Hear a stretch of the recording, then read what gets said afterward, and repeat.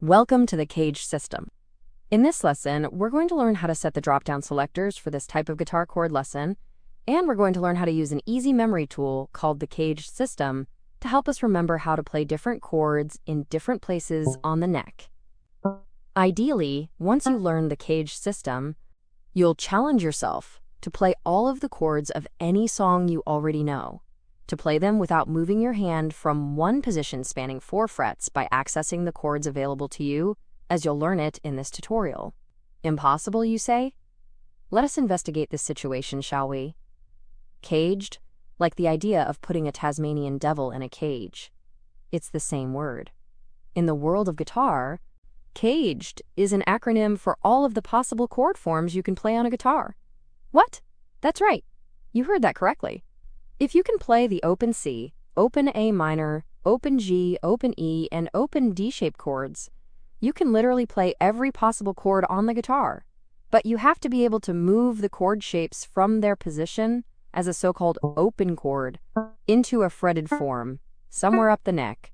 Let's think of it from a different perspective. Have you ever seen someone use a capo? You might have seen one clipped to a guitar headstock, and between songs, you'll see the guitarist unclip it and put it somewhere on the neck. He might not know it, in fact, but he's using the CAGED system.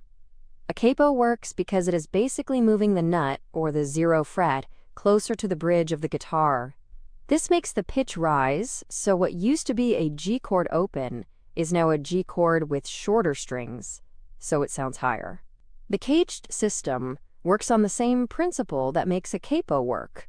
It's just that instead of using a mechanical tool to fret the strings for you, you're going to use your index finger held very tightly across all strings, just like the capo would. If you don't know what a capo is or have never seen one, Google it. Search for guitar capo placement. When you look at the pictures, imagining your index finger is the part of the capo that holds down the strings. When you think of the word caged, think of each letter as the chord you know, C-A-G-E-D,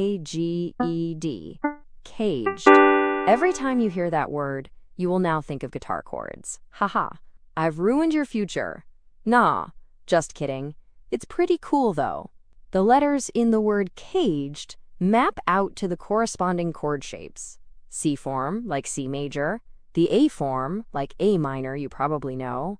Open G form, open E form, and open D form. We refer to them by the NATO system, using different words for the way the CAGED system connects 5 chord shapes: Charlie, Alpha, Golf, Echo, and Delta.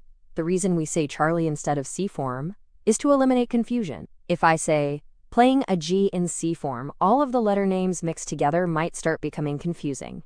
If I say, play a G in C form, an A in E form, a D in G form, etc. Instead of all the letters jumbling us up, let's use the NATO words to eliminate the possibility of confusion. This is especially important if you're talking to the artificial intelligence Finga.Studio, which you can access by typing into the chat window and clicking the send button. Try it. Ask the trainer to show you a G major as degree 1 of the key of G. See what lights up. We're going to demonstrate the CAGED system in the key of G major. Every shape you will see or hear will be built from the same 7 tones of G major. Start by setting the trainer to type, chord, degree 1, tonic G. Find the G on string 6, the gold string, fret 3. That tone is the root of the echo form. The diagram should show the characteristic E major bar shape, transposed to G. This is our first up-the-neck landmark. Now take that same tone, G, and move it to the black string, string 4, fret 5. The D string is the home string of the delta form. When you fret G at string 4, fret 5, you are now looking at delta form in G major. Same key, completely different shape, moved up the neck. Climb further. Keep the same G but move it to the red string, string 5, fret 10. That tone is the root of the Charlie form. The A major shape slides up to fret 10 on the A string, and its root becomes G. That is Charlie form in G, located at fret 10 on the red string. Now check this out. This is where something pretty cool happens. We can make the alpha form chord from the same degree root, G on the red string 5, as we use for the Charlie form. How's that? This time, instead of building the Charlie form from that tone, we'll build the alpha form. You might recognize this as a power chord. So you're basically playing a power chord on the 5th string, fret 10. Except for the full major form of the chord, just make sure your ring finger is barring the 4th, 3rd, and 2nd string at fret 12. It might feel a little bit tricky at first, but you'll get used to it. Make sure the purple string 2 rings clean and is not muted or muffled. If you want to play the full alpha form, like you would if you were playing an open A major, you must fret it differently. You bar very tightly all the way across the 10th fret from the red string down to the 1st. Then place your middle finger on the 4th string, your ring finger on the 3rd, and squeeze your pinky into position on the 2nd string. So your middle, ring, and pinky are all on fret 12, while your index finger is barring the 10th fret. That's how you get a true alpha form as a bar chord. We've got one more step left. Find G on the gold string again, but this time at fret 15. That is the golf form, wrapped all the way up the neck. Starting from the same open E-shape idea, the lowest root in this region is G at fret 15 on the gold string. You have just walked from echo at fret 3 to delta at fret 5, to Charlie at fret 10, to golf at fret 15. Here is what binds those shapes together. Each caged form hands the root position to the next form on a shared string. Echo hands the D string to delta. Delta hands the root tone to Charlie on the 2nd string, but the bass tone of the Charlie 4 in on the red string 5. Charlie pivots 180 and spins around for a layup, but fakes you out and hands it off to alpha form. The index finger takes the place of the pinky in this handoff. Alpha hands the green string 3 to golf. What fret is that? 12? Did you know that the 12th fret is the same as the open string? So what tone is that if it's the same as the green string open? It's a G. So you come full circle. All the way up the neck, you can play the chords wherever you want. Remember, this was only the G chord. You should practice that same handoff pattern, starting from an A chord at the 5th fret, gold string 6, or at the 1st fret, gold string 6, which would be an F.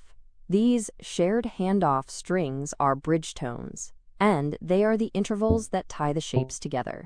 The point is this: you are not memorizing 5 separate chords. You are memorizing one harmonic territory, G major, and 5 different views of it across the neck.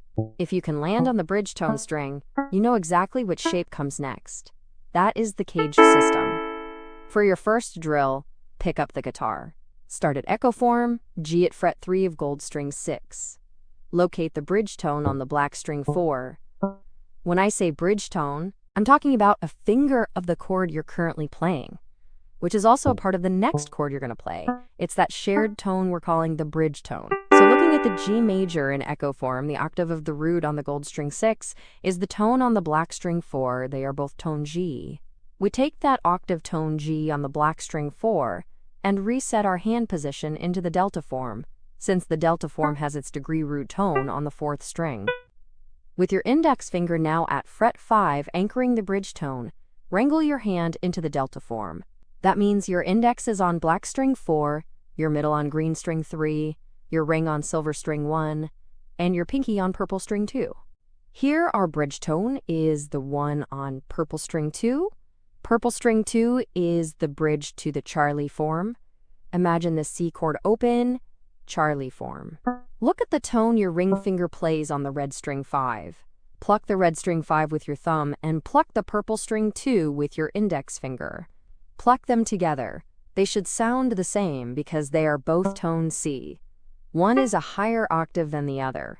The purple string 2 is the higher octave in Charlie form, and that's the tone we're using as our bridge from delta to Charlie. This is where you can pivot and play the alpha form bridged from Charlie on red string 5. The bridge tone for alpha form is green string 3. You do with it just like you did with the Charlie form open when you pluck the 2 together, but this is a golf form. So in the example, you would play a G open and pluck the gold string 6 together with the green string 3. The tones are both G, so you're bridging alpha form to golf form the green string 3 and find root tone G on the gold string 6. Playing the G tone way up on the gold string 6 at fret 15 is one octave above G where we started at fret 3. The learning in this exercise and your improvement is only going to come to you if you don't jump from chord to chord, but examine how the bridge tones relate from chord shape to chord shape as you move up the neck. Practice it until your fingers need a break. Then do it 3 more times. In the next lesson, we will take the same path in a minor key and show how the shapes transform when the quality flips from major to minor. For now, own this walk. Echo, Delta, Charlie, Golf, up the neck, all in G major. See you at the next lesson.